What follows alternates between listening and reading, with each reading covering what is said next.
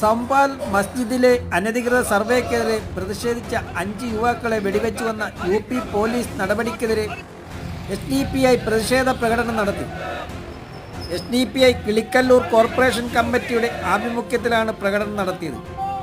കരിക്കോട് നിന്നും ആരംഭിച്ച പ്രകടനം ചന്ദനത്തോപ്പിൽ സമാപിച്ചു. Kilikkallur corporation committee president Naushad Pathayakkallu അധ്യക്ഷത വഹിച്ചു.